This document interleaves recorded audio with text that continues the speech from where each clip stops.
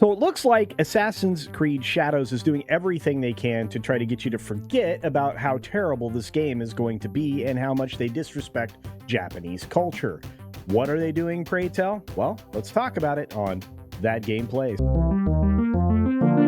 Hi friends, it's me, CC, here with the one, the only, the incredible, the man of mischief. It is Loki. How you doing, Loki? Doing good, doing good. Keeping warm. It's that baby, it's cold outside thing going on. We're keeping warm and watching the dumpster fire over at Ubisoft with this absolute train wreck that's still going to be a train wreck no matter what they do of Assassin's Creed Shadows. You know, that's so very true. And let's jump right into the story. This is coming to us from Eurogamer, surprisingly enough, but they're just giving us some detail in a fluffy way that we definitely can see right through. The title, Assassin's Creed Shadows, will overhaul stealth mechanics, but will include insta-kill assassination option. Shogun. Aha. Funny subheadline. Not really, but that's where you get out of Eurogamer. Anyway, I guess Ed did his very best as the deputy news director over there to fluff this up, saying it's set to overhaul stealth mechanics for both its dual protagonists, but will still include an option to allow insta-kill assassinations on all enemies. I thought that's the way it used to be, culture. I thought that's the way it used to be back in the day. Insta-kill options for assassination. So are they improving it, or are they rolling it back to the way it used to be, which was much better than your enemy's level 9,000 and assassinating them really doesn't do anything?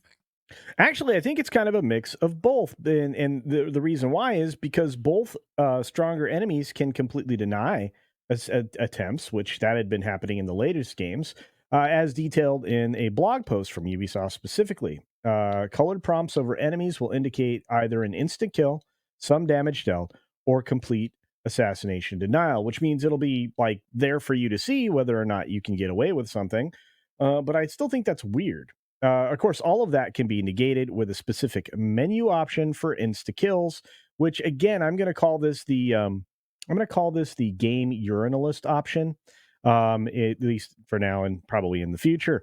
Easy ways through games are something that a lot of those people like to have so that they can get their reviews out quickly without having any effort at the game. Anyway, when it comes to assassinations, progress and context work in hand, said Associate Game Director Simon LeMay Toy. I don't know what that is. Doesn't sound like a good name. Anyway, invest in perks that increase your assassination damage and test things around. A strong enemy may survive a frontal assassination, but may die from a sneaky air assassination. I just remember if you did any kind of air assassination, everybody died.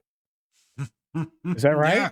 It was one of the coolest things you could do. Jump up on like a clock tower or get up on a church, jump off, and as you're flying through the air, come down on an enemy and get them with your wrist blade. Those were really cool. But I was under the impression that that's not the way they did things anymore, because they want you to level progress like you're playing an MMO. They want that grind. You have to grind for equipment, blades, everything in the game. You're gonna grind until you're level 9,000, and you can do whatever, but still can't get those pesky air assassinations down because the game won't let you. So I guess they're turning that option off. I don't know, or you can turn it off or whatever, but I just remember that in Odyssey specifically, I was very frustrated because of the level grind for gear, and I'm like, this is not an MMORPG. Why am I doing this? Well, because it's live service, and they want you to buy stuff. It sounds like you'll be able to turn that garbage off. Apparently, they've ambitiously overhauled, I'm going to say that word again, ambitiously overhauled in a few key areas. Most notably, the game lacks a bird companion.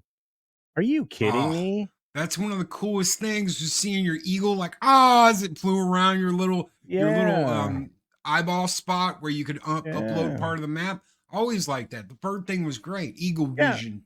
Yeah, eagle vision and the ability to sick the bird on somebody. You have to remember that too. I don't know what they're doing with this game. It is very Assassin's Creed like. I mean, instead, both the samurai Yasuke and Naoe or whatever. I mean, this this character that I don't want to play. Will have a new observe mechanic to identify targets and tag enemies. Highlight lootable stashes. I mean, Look, this game taking place between some of the older games in the timeline and the newer games in the timeline? Yes. Yes. So why are they changing the mechanics that have been present in the games? I don't know. Neo will actually have eagle vision in addition to highlighting enemies hidden behind walls based on the sounds they make. So the chick character's going to get the eagle vision. Oh man, I'm telling you, they're beating up on this quote unquote black samurai.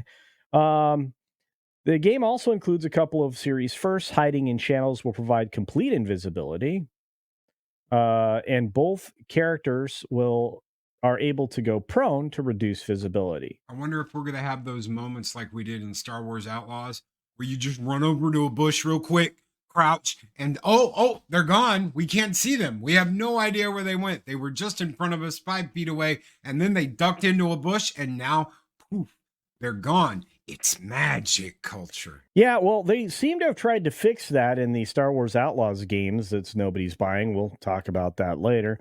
But I'm going to tell you that I think you're right. I think maybe the bushes will make you invulnerable as well. Like, firing arrows into the bushes don't hit anybody, even though it would definitely have hit you. I don't know. This thing's a hot mess. But while in a prone position, this is magic. Naoe, I don't care how to say that. I really don't. Is also able to dodge rolling in multiple directions. Okay. Super fun.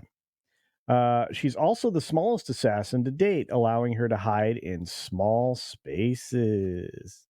I wonder if those are safe spaces culture. Well, I would say so. I would say so. I have to ask you something, Loki. Yeah, shoot. Are any of these things you're hearing enticing you to actually pay the ridiculous amount of money that they want for this piece of garbage? This Absolutely not. disrespectful piece of Absolutely garbage? not. The Ubisoft is a train wreck. They're going to keep being a train wreck. I have no desire or need to buy anything from Ubisoft. Their website is horrible. Their app that you buy your games on and play your games on is absolutely horrible. There's absolutely no feedback, no way to message, no way to talk to other people about anything. Everything that's coming out of Ubisoft is garbage right now. So, Yeah, and I'm not a huge fan of this. Apparently, the character that will benefit from stealth will be the chick, and it sounds like Yasuke is going to be more brute force, smash button thing, which I'm hating already. If this is how this game turns out, there is no chance I play it. We've got a story coming up, or it may already have been out, talking about some of the mechanics for the Star Wars game and some other mechanics that have been, kind of forced into other places. But according to the article here in Eurogamer, Assassin's Creed Shadows was delayed until February 2025. Well, that's for, armor against what's going to be called out by everybody on the globe, which series boss Mark Alexis Cote said was necessary to change the narrative. I doubt they're going to be able to make a lot of narrative changes of Ubisoft's inconsistent in quality. Yeah, inconsistent in quality. I have a feeling that they are going to so underdeliver on Yasuke and over deliver on Chick Boss. People will stay away from this. What do you think? I think inconsistency and quality is another way of saying dumpster fire culture, keeping our hands warm as we watch Ubisoft burn to the ground. You know what? For anybody out there who's thinking, "Oh, you guys are just some old gamers that are like, get off my lawn. We don't like the new music." No, absolutely not. We want to see this industry thrive. We want to see it grow. We want to see new games. We want to see great games, great new games. We do not, however, want absolute trash that they threw $200 million behind and then blow it. Do you know how many of these have to sell culture for them to just to break even? I'm hearing in the range between 75 to 100 million units. Do you know what the last game to get 100 million units was? Grand Theft Auto 5? Grand Theft Auto 5. Yeah, I don't see that happening. And here's the other big problem with this, Loki. And I mean, let's just drop into that. Um, they made this a live service game on purpose. And now, with this revelation, last week's images leaked appearing to show that free battle pass rewards were coming. That's never been seen since they introduced the idea. So it says all the rewards available in the Animus Hub will be entirely free. There are no paid subscriptions or paid battle pass featured in the Animus hub. The players will have access to regular content and missions at no extra cost. So they are having to sacrifice the secondary monetization scheme that they were trying to get in and force feed everybody. So what's the point of having any of that at all? Just make them regular drops in the game, remove any reference to any of that stuff because they don't want to get players out of the habit, but they had to roll it back because they know this game isn't going to sell. There's no way that this sells 100 million copies. I can't see that happening. And considering just how much discount they had to give up to get anybody interested in the, the over $100 value pack of the squad Kill the Justice League, that just, you get that whole $100 pack for $5 right now. Just And in case you know. Now that's a and different studio, but it's the same types of problems. and that's the problem today. That's one of the big problems is if they'd just wait and all this content was in the game already, that would make a lot of people happy. There's a lot of people out there who get those, oh, we're going to get the day one edition and we're going to get the extra costumes and we're going to get the 2 extra levels, and all that should be in the game already. If they're releasing the game now and it's in there, all of it should be in the game. What you should get is one of these expansion packs that's going to come out 2-3 months down the road for free. That's what you should get. And most of those, they're already in the game anyway. Most of that's already built in, unless it's a huge expansion like something you see in like Mortal Kombat 1 with all the new characters and the new story, something big like what you get with Diablo 4 and the new Hatred Rising stuff. All of that are big expansions that add a lot of content.